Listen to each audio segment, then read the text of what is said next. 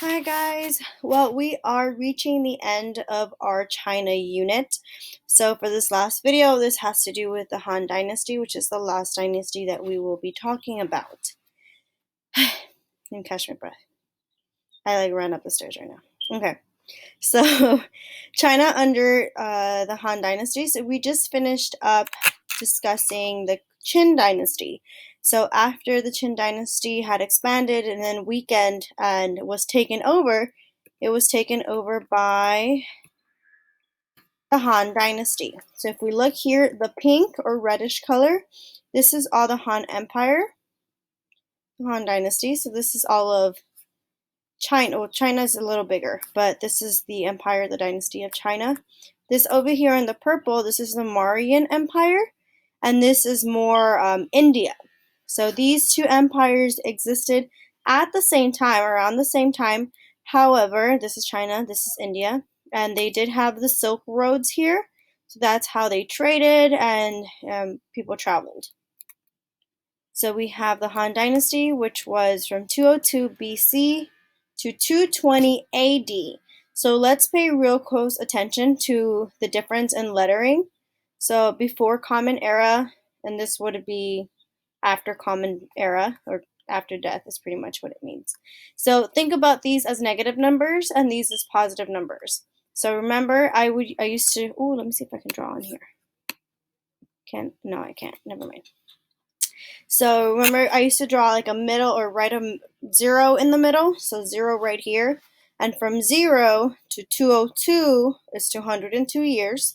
And from 0 to 220 is 220 years. So give an estimate real quick of how long you think the Han Dynasty lasted. So I'm going to give you like 5 seconds. Okay, so it was about 422 years. So if you add them up, it's 422 years. So that's how long the Han Dynasty lasted, which is a lot longer than the Qin Dynasty lasted. All right, so famous emperors. Because it's 422 years, there were a lot of emperors. However, the first emperor was Liu Bang. So this is Liu Bang here. He was the first Han Empire. And then we have Han Wudi, which is the emperor during the peak of the Han Dynasty. And peak is probably its most expanded, its most successful. That's when it was the strongest. So that is who was the emperor at that time. That was from 141 to 81 BC. I am not completely sure which one of the two this is, but I think this is Liu Bang.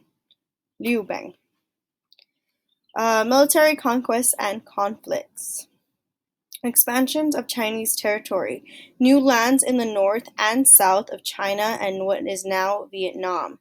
So they did a really good job at expanding territory. They did move up north, which is up north and down, and it took over part of China, which at that time was considered China.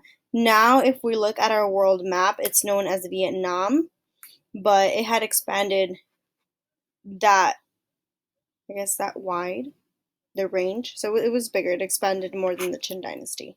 So as you can tell, these dynasties are just growing and growing, so they're getting a lot bigger. The Han had to deal with nomadic barbarian groups to the north and south. They expanded the Great Wall. So they were barbarian groups that liked to take over also. They were known to be very violent. So what they did is the Great Wall of China that was sort of not created but worked on by the Qin Dynasty. What the Han Dynasty did is it expanded it. So it made the Great Wall of China even longer to surround kind of the country of China so people would have a harder time trying to take over, or to make it harder for the barbarian groups from both sides to come into China. Let me move myself real quick. So I believe this is now the Han Dynasty, and they created the wall to come in even lower than it was before. Han Dynasty and government culture. The government.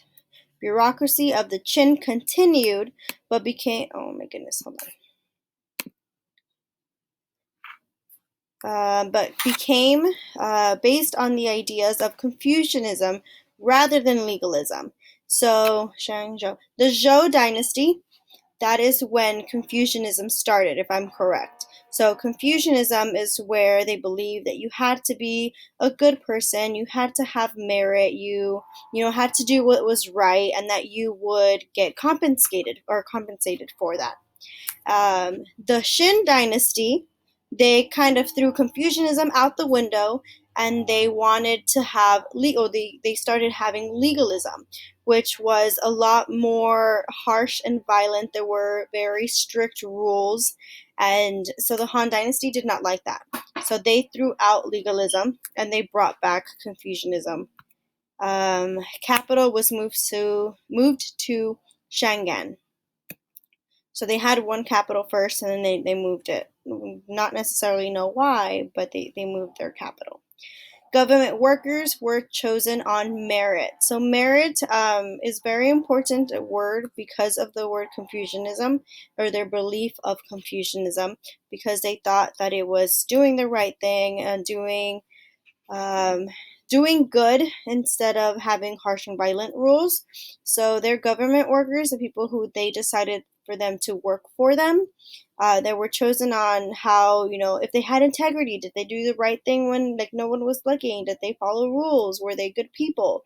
So that's how their government workers were chosen. Laws were made less harsh and more fair. The Shin dynasties, like I mentioned a few moments ago, they had very strict rules, and there were consequences were very violent. So they were like physical punishments. So in the Han dynasty, they had less harsh rules and they were more fair. And this right here, this gets me thinking of how this may have impacted how long the dynasties actually lasted. So the Shin dynasty, they used up legalism, and they had strict rules, and they weren't very fair, they were very strict, and they were very violent. And that makes me think, well, if that's not a fair or a good government, then it's not going to last very long. And it didn't. The Qin dynasty did not last very long.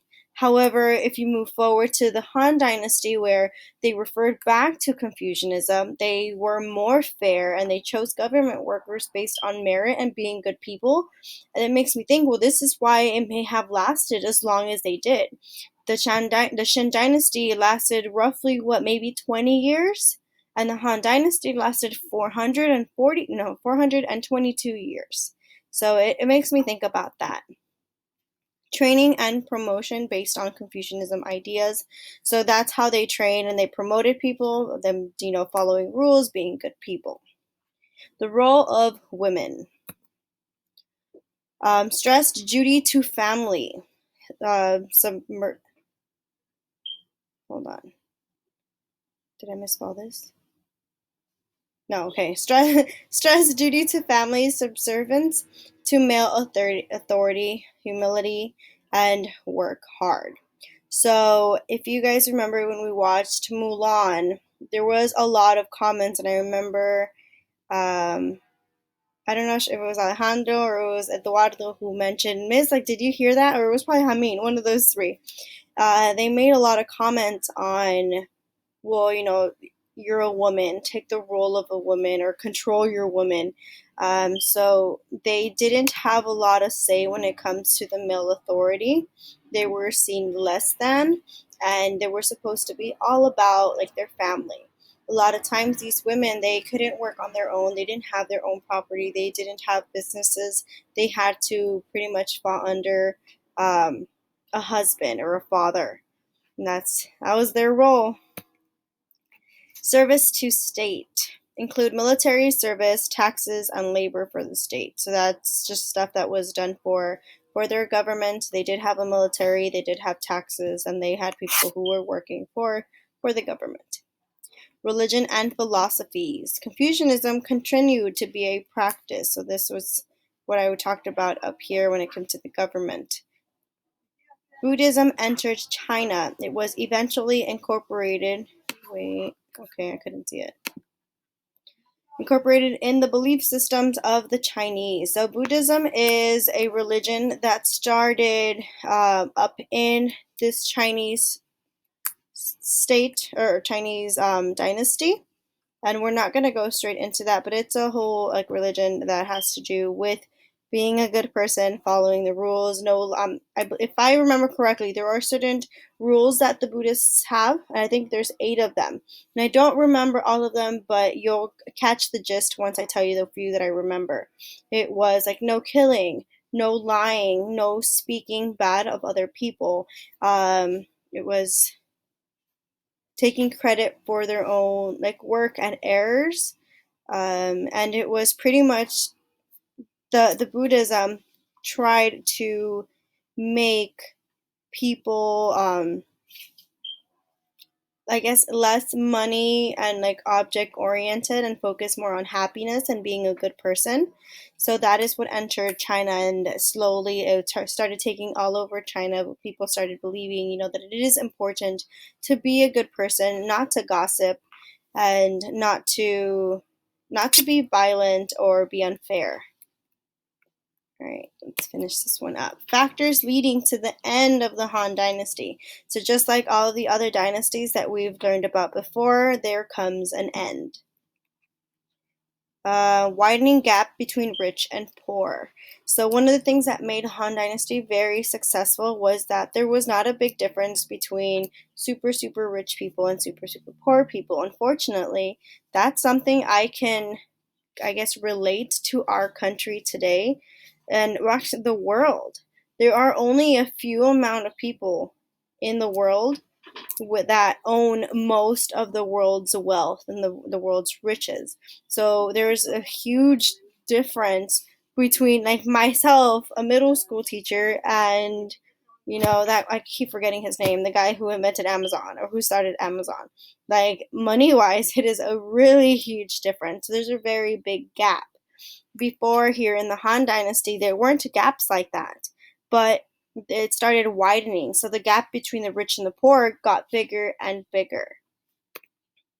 Barbarian invasions, especially by the Huns. So just like we mentioned before, that they had extended the Great Wall of China to prevent barbarian invasions. It unfortunately didn't stop them, so there were a lot more barbarian invasions towards the end of the dynasty. Civil war and infighting for control over the throne. So not only were people coming in and fighting them, they were fighting within each other. Civil wars are wars that have to do with like its own people. So the US did have a civil war 150-ish, 200 years ago, and that was the North versus the South, and it had to do with slavery. The North believed that, people shouldn't have slaves and it's not okay. And the people from the South said, well, mind your own business. If I want to have slaves, I can have slaves. So they had that war. So it was people within the United States fighting within each other. So here, people were fighting within the Han Dynasty to get control of the thrones just because they wanted power. 3 kingdoms and 6 dynasties period. So this is after this is supposed to say AD. I would move myself, but then the whole thing's going to close. So 220 to 586 AD, 3 kingdoms and 6 dynasties period. So that means there were that amount of dynasties and kingdoms during that time. So the Wei kingdom in the north was ruled by barbarian dynasties. So the barbarians took over China and they created their own dynasties. Wu Kingdom was in the south and continuation of Chinese cultural practices, so this was not a barbarian. Shu Kingdom in the west. Well, that's it. I guess that's it. All right, so what this means towards the end. All right, I'll just leave it at this. So during this time, what happened was that all of China, how big it was, or the Han Dynasty, it kind of split up into 3. It wasn't just one whole dynasty anymore. We had the dynasty in the north, which was the Wei. We had the dynasty in the south, which was the Wu. And then my west is this one, which might be this side for you. The Shu Kingdom. So that's pretty much it. We are finished with this assignment. Next week, starting Monday, we will have a little bit of a research project, hopefully about the Great Wall of China. I think it's something that I think it's interesting, and we will find out a little more about it, how long it is, how long it took to build, and yeah. So have a good weekend, and I will see you on Monday.